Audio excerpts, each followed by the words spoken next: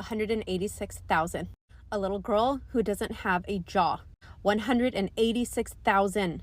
Women and children in a UN school that were shot at close range, their bodies piled up on a top of each other, and all of the men had been kidnapped and taken as hostages. 186,000. A little girl whose body was just ribbons hanging off of a building. 186,000 newborns, preemies, who Israel forced to no longer have any electricity. They took it all from the hospital. The staff and their families were trying to keep them alive using cell phone lights because newborn babies are such a threat to Israel.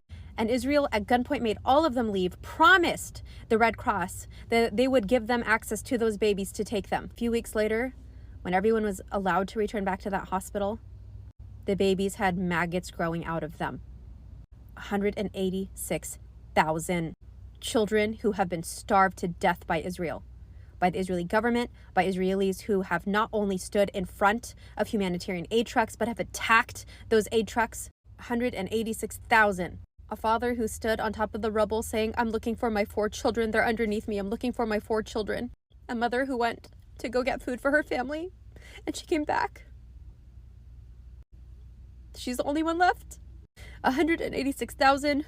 A little voice, an 8-year-old boy, who watched his father melt in a tent. A man who held his 1.5-year-old boy without a head. A little girl who I saw was just a head. A little boy who half of his face flapped forward and you could just see his brain. 186,000 men, women, and children who were displaced from their home by Israel. They were wounded. They were living in tents outside of a hospital. And then Israeli tanks ran them over. And all you could see, all that we saw, were just legs and bones. A grandmother holding a white flag crossing the street with 100 other civilians holding white flags.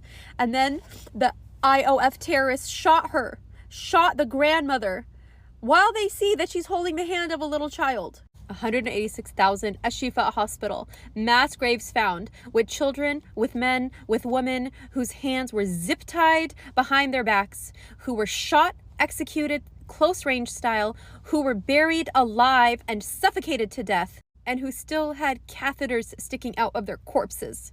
186,000!